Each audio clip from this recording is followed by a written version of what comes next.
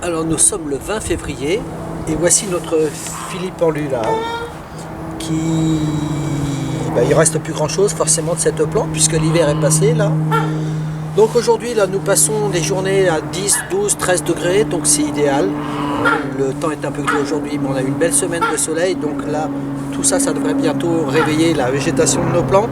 Donc eh bien on va patienter encore un petit peu avant de voir la plante se développer. À bientôt. Bonjour, alors voici nos filipendula. Là ça y est, on voit que le printemps arrive, ça a envie de pousser tout ça. Donc là il n'y a rien de particulier à leur faire.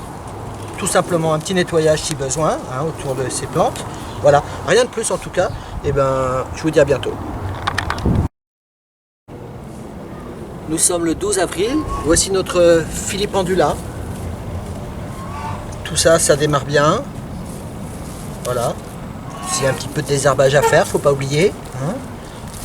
Voilà, rien de plus à faire et puis on se voit plus tard. Alors voici, nous sommes aujourd'hui le 10 mai. Voici nos filipendula. Le feuillage est vraiment élégant, vraiment sympa comme feuillage. Voilà, donc là, pas grand chose à faire.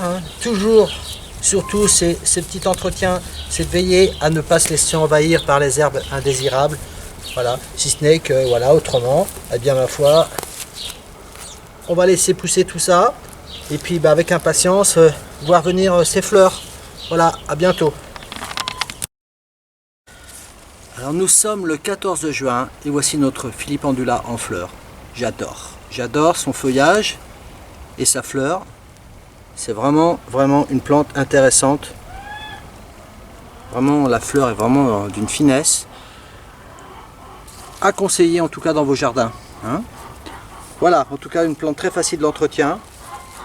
Il faut juste veiller, comme pour toutes les plantes, vous me direz, à ne pas se faire envahir par certaines indésirables.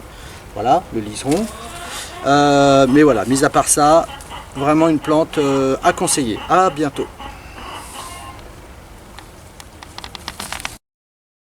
Alors, le 12 juillet, notre filipendula, on voit que tout ça, ça y est, c'est fané.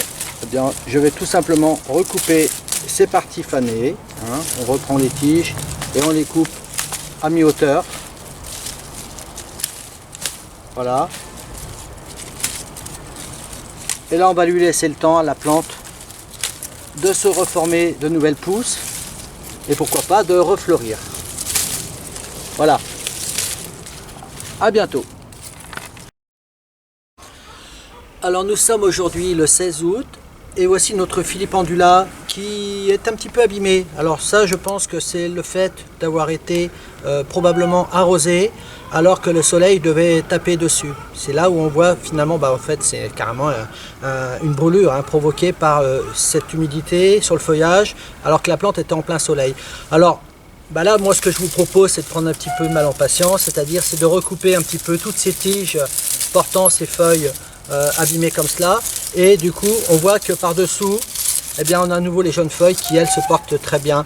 Donc là, juste une petite toilette à lui faire pour reprofiter à nouveau de cette belle plante dont le feuillage changera de couleur à la venue de l'automne. Voilà, donc on se revoit d'ici là au mois d'octobre. À bientôt.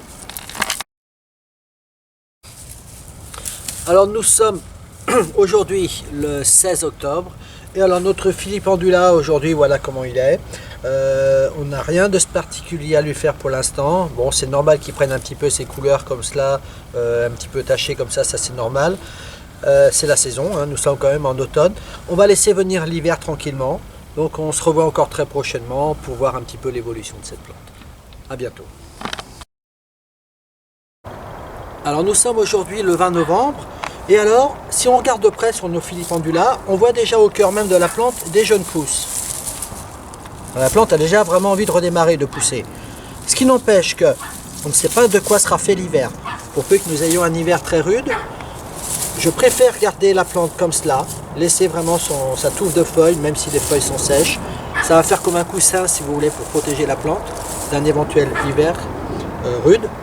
Et à la fin de l'hiver, quand on n'aura plus trop à craindre les gelées, à partir de ce moment-là, nous pourrons recouper carrément à la base même de la plante, de manière à laisser la place à toutes ces jeunes pousses et se développer, et donc de se développer, donc comme vous l'avez vu, donc dans tout le long de cette vidéo. Voilà, tout est dit pour ce filipendula, je vous dis à bientôt.